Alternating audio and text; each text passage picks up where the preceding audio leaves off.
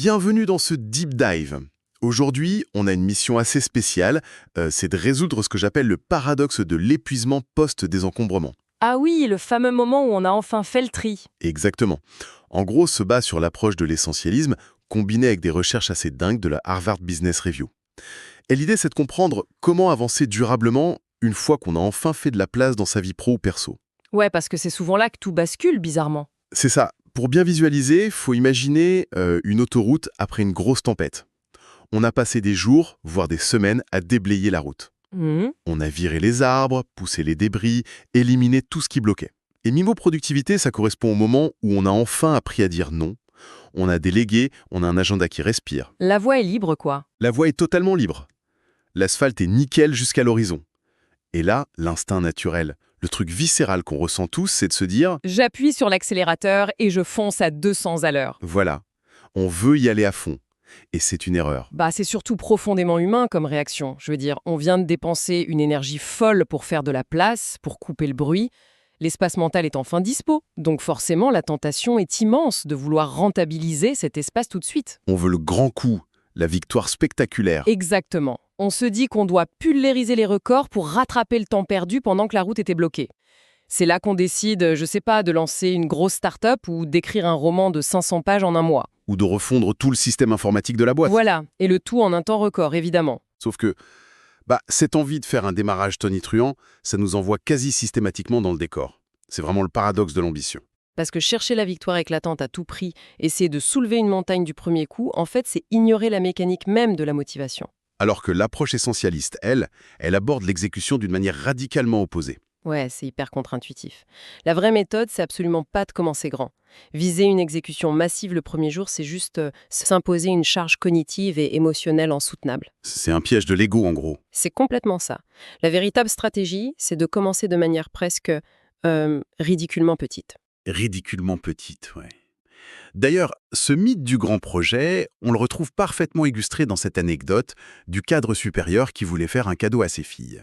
Ah oui, l'histoire de la maison de poupée. Elle est géniale, cette histoire. Elle est terrible surtout. Le gars, il avait une intention super noble au départ. Il voulait marquer le coup, créer un souvenir incroyable pour ses gamines. Donc il décide de leur construire une maison de poupée. Mais attention, pas le petit modèle Ikea, hein. Non, le truc sur mesure. Il a fait des plans pour une maison gigantesque, un vrai manoir miniature. On parle de détails architecturaux, de multiples balcons, d'ébénisteries fines. Je crois même qu'il voulait mettre un vrai circuit électrique dedans.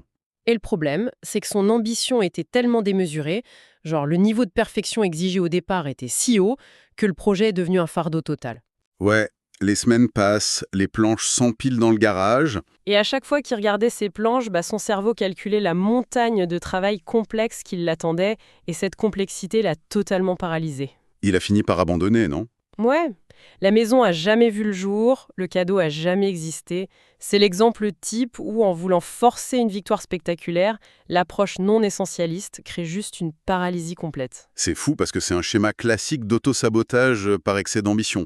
Mais si on regarde l'exact opposé, une approche qui crée vraiment une dynamique vertueuse à grande échelle, il y a cette étude de cas fascinante avec la police de Richmond au Canada. Ah, les fameux biais positifs, c'est une de mes histoires préférées. Ouais, faut se rappeler que, traditionnellement, la police, c'est réactif. Tu patrouilles, t'attends qu'une infraction se passe, et tu mets une prune. Ce qui crée une friction permanente, en fait. C'est épuisant pour tout le monde. Grave. Mais à Richmond, ils ont complètement inversé le truc. Ils ont créé les positive tickets. Au lieu de traquer l'infraction, les flics traquaient les bonnes actions des jeunes. Genre un gamin jette un papier à la poubelle, ou met bien son casque de vélo. Bim, le flic lui donne un billet positif. C'est ça. Un billet échangeable contre par exemple une part de pizza ou une entrée au ciné. Ce qui est brillant, c'est que cette inversion d'attention, ça change toute la dynamique de l'effort. Au lieu de claquer des millions dans des programmes immenses pour stopper la délinquance, ils ont fragmenté leur approche en des milliers de micro-interactions positives. Attends, je me fais l'avocat du diable une seconde. Sur le papier, c'est mignon. Mais face à la vraie délinquance, les drogues, la violence, donner un bon pour une pizza parce qu'un ado a traversé au vert, c'est un peu naïf, non? C'est la réaction que tout le monde a eue au début. On pourrait se dire que c'est du laxisme. Totalement. Comment la ville justifie ça? Il faut regarder la mécanique psychologique derrière. C'est pas de la naïveté, c'est un recadrage identitaire basé sur la science du comportement. Le but, c'est pas d'acheter la bonne conduite avec de la bouffe. D'ailleurs, l'histoire de ce fameux adolescent le montre bien. Ah oui, le gars qui a sauvé la petite fille. Voilà, ce jeune, il a réagi hyper vite pour tirer une petite fille de la route juste avant qu'une voiture n'arrive. Un officier le voit, s'arrête, lui donne un billet positif et lui dit un truc du genre « Ce que tu as fait, c'est grand, tu peux vraiment faire la différence. Et le gamin, il était chercher sa pizza direct ?» Bah non, justement. Quelques jours après, sa mère d'accueil lui demande s'il veut l'utiliser et il dit qu'il échangera sous aucun prétexte. Il avait accroché le billet sur le mur de sa chambre. Waouh, ouais, c'est un vrai recadrage identitaire. Le bout de papier, c'était plus un bon d'achat, c'était la preuve tangible qu'il était quelqu'un de bien. Exactement. Au lieu d'être vu comme un problème ambulant par la figure d'autorité, il est validé comme un citoyen protecteur. Et la justification sécuritaire pour la ville, elle est dans les chiffres. Ils n'ont pas fait ça à moitié, ils distribuaient genre 40 000 billets par an. 40 000, c'est énorme! C'est 40 000 micro-validations de comportements constructifs. Et sur la durée, ça a redéfini la norme sociale des jeunes. Ils ont mesuré une vraie baisse de la récidive et de la petite délinquance. C'est l'essence même de l'exécution essentialiste.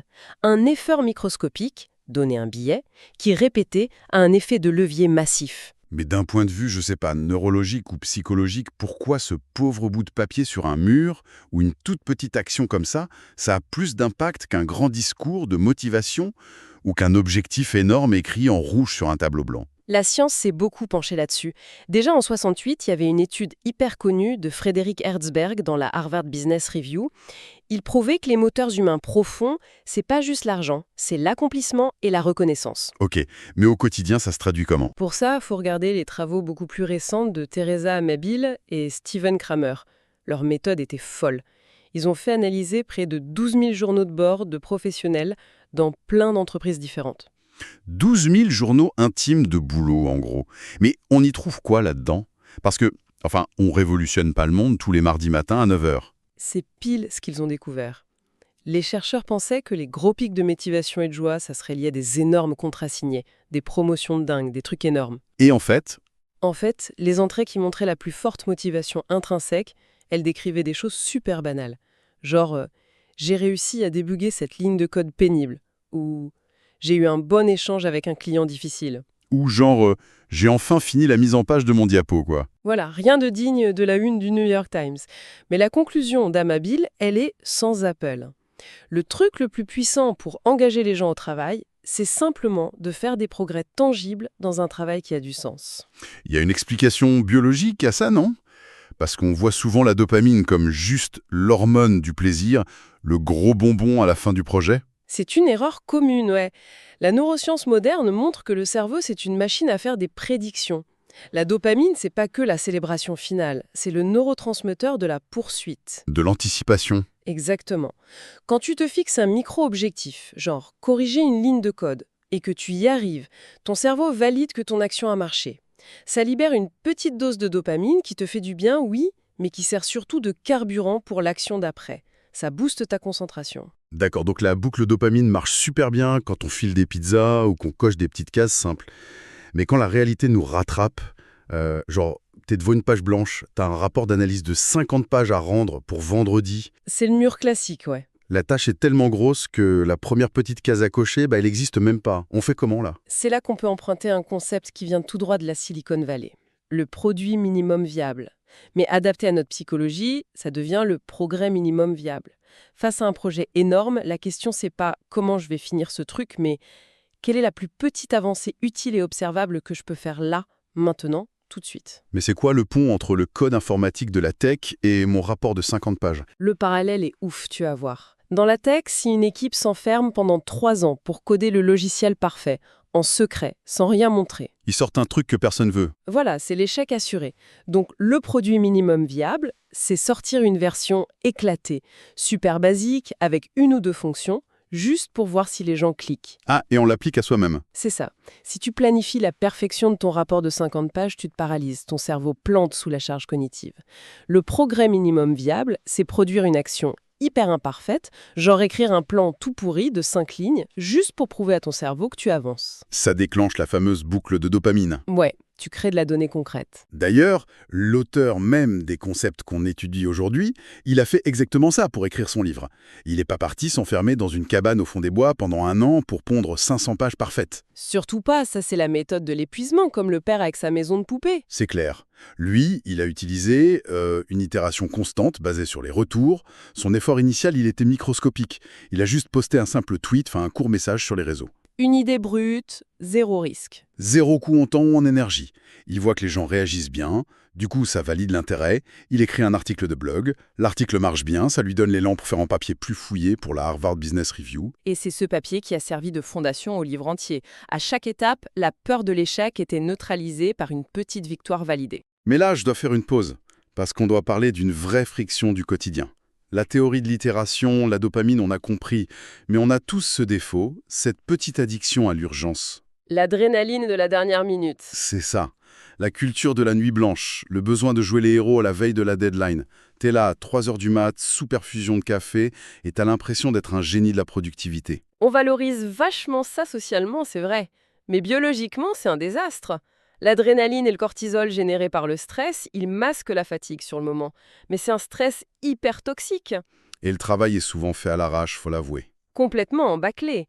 Et la dette de sommeil, tu la paies les jours suivants, ce qui détruit ta productivité globale. La réponse essentialiste à ça, elle tient en une phrase. Commencez tôt et petit. Concrètement, ça donne quoi face à un gros projet qui fait peur? Ça veut dire investir une toute petite fraction de temps intentionnellement, très en amont. Imagine, on te donne un gros dossier à rendre dans 2 semaines. Le réflexe, c'est de repousser jusqu'à la veille parce que tu sais que ça va prendre des heures. La fameuse procrastination. Voilà. Le progrès minimum viable, ça te demande d'y passer juste 10 minutes.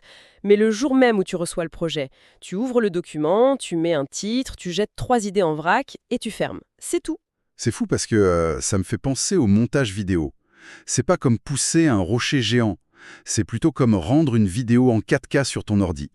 Si tu forces le logiciel à calculer tous les effets spéciaux à la dernière seconde, le processeur surchauffe et l'ordi plante. C'est ta nuit blanche, ça. Exactement. Mais si tu laisses l'ordi calculer des petits bouts en arrière-plan dans le cache, jour après jour, pendant que tu fais autre chose, l'export final se fait tout seul, zéro effort. Mais c'est une super analogie. Tes 10 minutes de préparation le premier jour, c'est ce précalcul. Tu as brisé la glace de la page blanche, le projet n'est plus un monstre abstrait qui t'attend dans le futur, il existe sur ton disque dur. Et le cerveau continue de bosser dessus sans qu'on s'en rende compte. Ouais, c'est l'effet Zeigarnik. Ton subconscient continue de traiter le truc. Et quand tu vas vraiment t'y mettre une semaine plus tard, la barrière mentale aura disparu. Tu vas dérouler tout seul. Et pour que tout ça tourne vraiment à plein régime, il y a un dernier truc clé, c'est la visibilité. C'est bien beau de progresser, mais il faut que le cerveau le voie. C'est comme quand on était gosse, en fait. Les bons vieux tableaux de gommettes. Ou à l'école, ou les étoiles sur le frigo quand t'as rangé ta chambre. Voir la jauge rouge monter ou ajouter une étoile, ça transforme une action abstraite en une donnée mesurable. Et c'est loin d'être un gadget pour enfants. C'est la base absolue pour créer un système. C'est la différence entre tout forcer à la volonté et utiliser une architecture qui travaille pour toi. Prends un des pires combats des parents aujourd'hui, le temps d'écran. Ah, le cauchemar.